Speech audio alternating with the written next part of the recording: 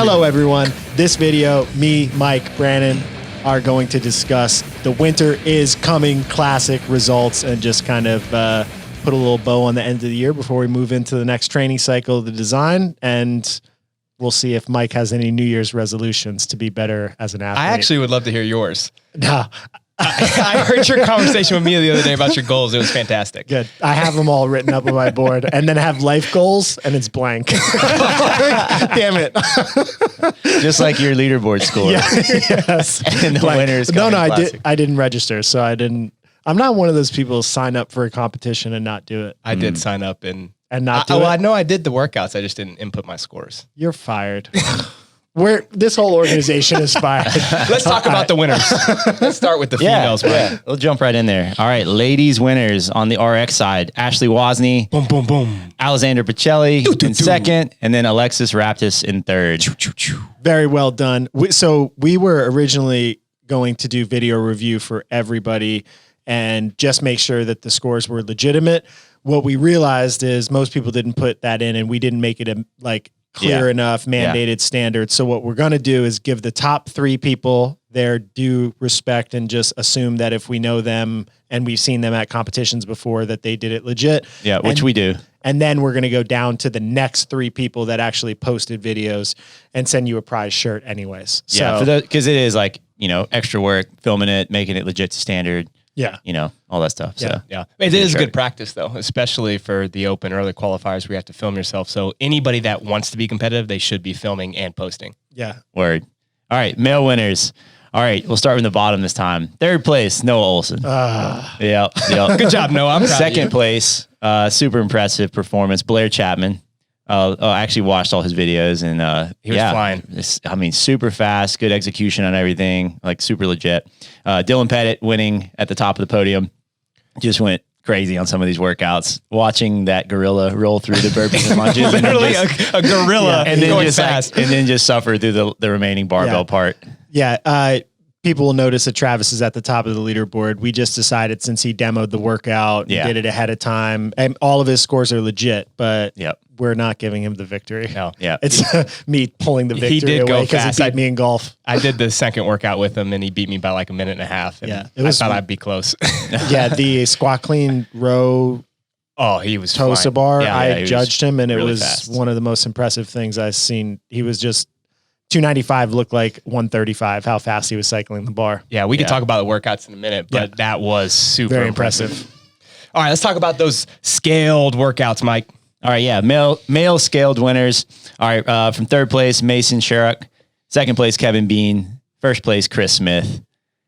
Female side, we've got Helen from France in third. That's her actual name. We don't know her last name, but I'm gonna find your email and reach out to you. Heather. Oh man, here we go. All right, Heather Hesse-Geiser. Hesse-Geiser. Let me get some help there.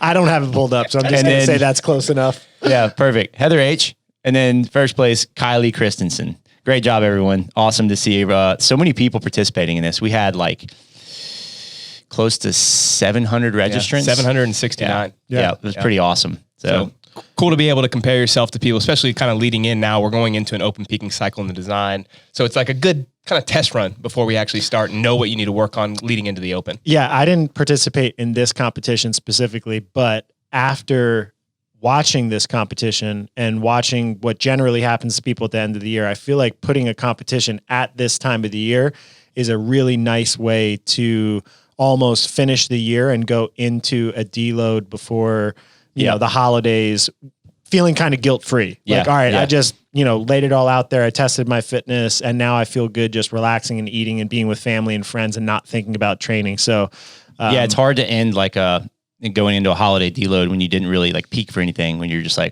right, now I'm kind of stir crazy and wanting to get back after it sooner than I probably should. Yeah. So, which is why this is now annual. Yeah. So we are going to have an annual competition. We'll see about the name. Yeah, we're gonna change that name. I think we are. I can't get you the messed name. it up. You messed it up 1,000 times, and then you messed it up before this video. So We'll have something easier that rolls off the tongue. let's Yeah. talk about the workouts just real quick. Because I thought, when we were coming up with the workouts, some of them were like, oh, let's see how this goes when you're talking about 700 people doing Yeah. it. But I thought they turned out really well, and they were great tests. So the first one was the 5 rounds for time of the row, toe to bar, and squat clean. And then obviously there was 2 scores with the weight and then the actual total time.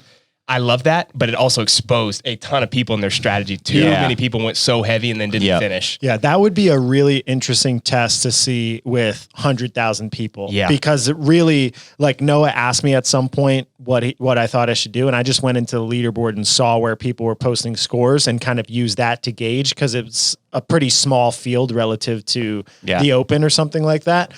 I think if you were in the open, you'd have a lot more people pick a lightweight and go really fast with more fast times.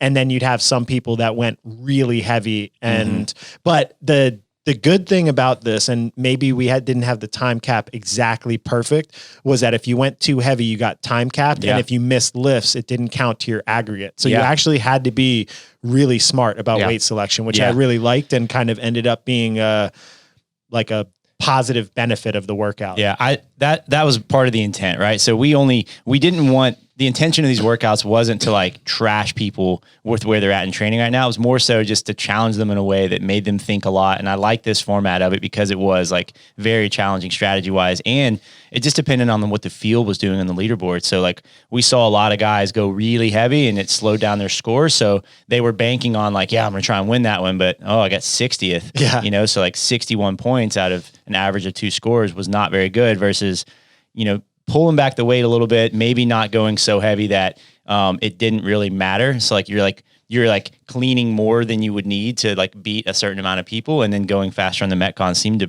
to actually like be a better strategy in this. I mean, Dylan won the event and he got 9th and 8th. We all know he can clean more than that, but like he pulled back on the weight a little bit and helped him average out, getting only 17 total points out of the 2 scores. Yeah, this is one where if there were 100,000 people doing it, it would separate the field even more, because you think about someone like Travis, who obviously we didn't put his scores in, but he did it in 1940 something and cleaned 295. Like that's going to really separate. Whereas like I did the workout with Travis and I did the same time, but I just squat cleaned 135, right? And so like for me, if I'm on the leaderboard, it's a first place in the time, but it's going to be in 100,000 when you're talking about the actual total weight. So that would really separate those that are strong and fast compared to everyone else. Learning opportunity, and Mike pulled this up, is that most people were using, if they were putting up a successful Metcon score, somewhere between 70 and 80% of their 1 rep max. And that really translates for Travis too. His max clean right now is probably around 375. He just clean and jerk 360. And he stood up to clean really easily. Super fast, back squatted 490, so his strength levels are way up. That gives people some sort of a context. I bet you there's some people that clean 305 or clean 295 whose max cleans are like 330. Where it's like you're just using too big of a percentage that you can cycle under fatigue. So trying to keep up, like almost like their ego is exactly. them. They saw the field and thought, I have to hit this number. But what it ended up doing was like I didn't see anyone that went beyond that 80% still put up a good Metcon score. It slowed them down to like the 24 to 26 minute range. You would have to have like elite strength endurance to be able to do something like that. What was Ashley's squat clean? Oh, let me see here real quick. I know she is very strong. Her and Dylan are a power couple. Very powerful. 2865. 2865 divided by 15. 191.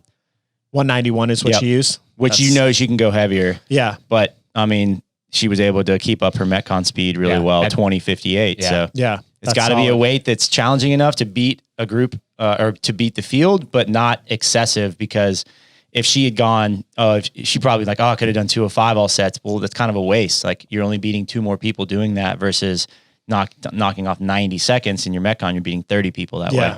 So workout 2, this was probably my favorite one because the bar facing burpees in there, you had to sweat those to get a good score. So for time, 300 foot walking lunge, that was body weight, 50 bar facing burpees, 40 chest to bars, 20 clean and jerks, 20 bar muscle ups, 10 snatch. 2 scores though. So the first score was total time to finish the lunge and bar facing burpee. And there were some crazy fast times on that first part. Yeah. I also have a lot of people that reported how much more difficult 300 feet of fast lunging was than they expected. They're I know. Like, oh, people just kept body asking, weight. And they're like, no. what weight on dumbbell? And I'm like, just go body weight. Yeah. My legs were burning so bad. Yeah. Doing it with Travis, he was like taking really long. I bet you he was doing maybe 5 or 6 strides for every 25 feet. So I couldn't do that. It was like 6.5 for me. So I was having to go even faster, like the cadence. And by maybe 150 feet in, about halfway, is like, oh, I got to slow down or I'm going to be blown up on the burpees. Yeah, so I like this one. The intent here was also, again, like, look, we wanted this to be a big community event, like get a lot of people involved. And with only 3 events, we've got to have some lower barrier to entry movements in the beginning and then kind of build in complexity as we go. So having ways for someone to, you know, if we know like they're going to get bottlenecked by the heavy barbell that came after this, we got to have a way for them to still be able to play and have fun. And then what I saw on the elite side of this was to have a higher end score and to do well in the total between the two, you had to go fast on the front end and you had to hang on. And that was, to me, like watching the elites, like the separator was, they all went really hard on that first part, maybe pull back just a little bit, and then just watching them just suffer. And that's where their elite engine came through. Yeah. I did notice score profiles on an aggregate that it kind of just exposed that females are just a little bit slower for 50 burpees. I mean, maybe just in general, but that's a big separator that I feel like as people go into the open, if you can, as a female, work on burpee speed endurance and maintaining that, it's just a huge advantage. Because there are girls at the highest level that do their burpees as fast as the males at the highest level. But once you get away from that gap, there's less depth on the female side. So that's almost like one of those things where if you can figure out how to move them fast and maintain them fast, you can make up thousands of places on a big leaderboard. On this one, not as much, but it's just noticeable when you look at the score profiles. Yeah, that would be, I think, the biggest thing. And then the next thing for both sides, male and female, was the clean and jerks, that middle portion. Obviously, there were people that were failing the snatches, but those that moved fast, like fast singles or doubles or whatever it may be on the clean and jerks, they made up so much time. Where I saw people get there at the same time as maybe a Dylan or a Travis, they just were doing a single every 15 or 20 seconds instead of one every, I think I was 7 or 8 every 30 seconds. seconds at one point. Yeah. I mean, I think almost everyone was, but you think about the difference between, like, Travis was doing one probably every 7 or 8 seconds, which is just incredibly fast. Yeah. I think it's just the ability to go that fast on a short Metcon like that, like the lunge burpee, and then to just either continue to maintain a pace or to just basically recover, like during the chest to bars. 40 chest to bars is a little bit of a longer movement or a longer, higher reps of that movement. So like those guys were getting their breath back. I was watching, like they're messed up after the burpees. They do the 40 chest to bar and then they had their composure back again. Yeah. Super impressive. Versus like me, I did this workout after the muscle up one on my last 10 burpees, tricep, pecs, and abs, all cramped simultaneously. I think I took 90 seconds before even doing one pull up. I was a wreck. Mike this one trashed is me. a cramp. Yeah. I'm a full body cramp. Just a walking cramp. All right. Workout 3, 12-minute AMRAP, 5 ring muscle ups, 11 dumbbell front squats, 50-foot handstand walk, 5 ring muscle ups, 11 dumbbell front squats, and then a 15-second freestanding handstand hold, which I really liked adding that in there after the games. Yeah. I thought that was a cool thing to watch and observe. And we picked a time where the people who are really good at handstands, I think, separated themselves, not in the 15 seconds, but in the fact that they could get to the box, take a breath, kick up, and do it unbroken without much thinking about it. Yeah. Whereas other people that are a little bit less skilled would have to get over, longer break, kick up, maybe a miss. So there was a lot of separation time, even though it was only 15 seconds. And I think an interesting thing that we could potentially see now with the open, there's that stage 1 of the open and stage 2. And it seems like stage 2 who knows, but it seems like it's going to be kind of like stage 1 from the games where it's going to be a bunch of workouts or like an age group qualifier. So you might see some higher level skills like this come out. Yeah.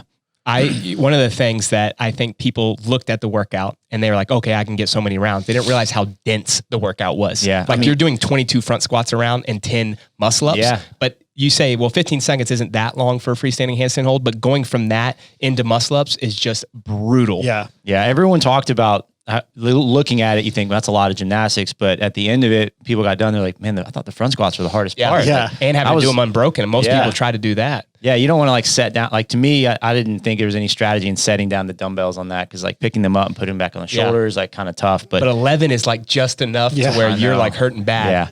Yeah, I liked how that one turned out. It was good to see Travis demo it and kind of us test it, and we got it right the first time through. I was pretty happy with that. And the handstand hold, judging that, making sure that's legit to standard is kind of difficult, but you think about the same thing with any other movement that you do, like, you know, are you sure your hands are crossing the line? Like, it's just one of those that it's new and hasn't been tested in a lot of like qualifier style workouts. So I think it's definitely something that's doable. Yeah. I thought the big difference in that workout was going from the handstand walk or the handstand hold back into the muscle ups without taking a long break. Yeah. That was like, you know, you watched Travis do the demo and it was probably like 5 or 6 seconds for the first couple of rounds. Most people, even those that are good at muscle ups, started taking 20 or 25 seconds, and that's a ton of time in a 12-minute workout. Yep. Noah won this one, 4 rounds and 29 reps. Thought that was really impressive. So fast. Yep. And then on the ladies side, let me pull that up real quick. Alexis won that 3 rounds and 32 reps. So that's a big difference from the male to female side, almost an entire round, right? I'd say it's probably muscle ups at that point. I mean, if doing over 4 rounds means you're doing over 40 muscle ups in a pretty short period of time. In 12 minutes. That's a lot. Yeah, it's a lot. Yeah, I mean, I did this and my shoulders were just smoked. Like the handstand walk became very difficult to me, even though I got 3 rounds and change, and that's only 150 feet. But like just the density of constantly being on your shoulders for the whole workout was pretty challenging. But yeah, that's how it turned out. Yeah, hold on. We got to announce the team that had the most people sign up. The gym. Yeah. Yep. So we had several affiliates like sign up and get all their members involved, which, man, we were really happy to see that. I'm pulling up the tab right now. All right. So from the bottom, in 3rd place, CrossFit Lumberyard had 24 registrants. Nice. That's one of my clients, Christian, out there in California. That's pretty cool. CrossFit Dark Zone, 36 people.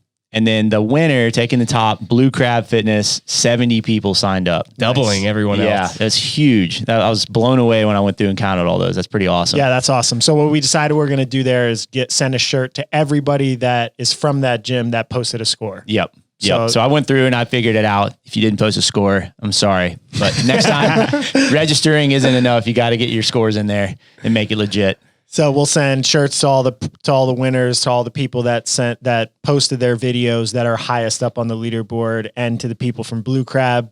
Thank you for participating. And if you just want to buy a shirt, you can at trainingthinktank.com. Yeah, the shirts are available at trainingthinktank.com if you like them. And hopefully we'll do this again soon. And by soon, I mean in a year. Yeah, I'm excited. I thought this was good. I mean, yeah, open peaking cycle starts January 4th. We got training divisions for Elite, RX, Masters, Intermediate, and yeah. What's the website link to go check out the sample week?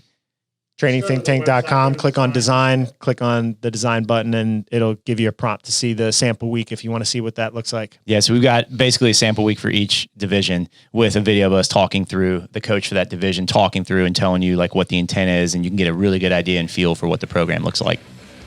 That's it. Cool. Thanks, guys. Thanks for participating.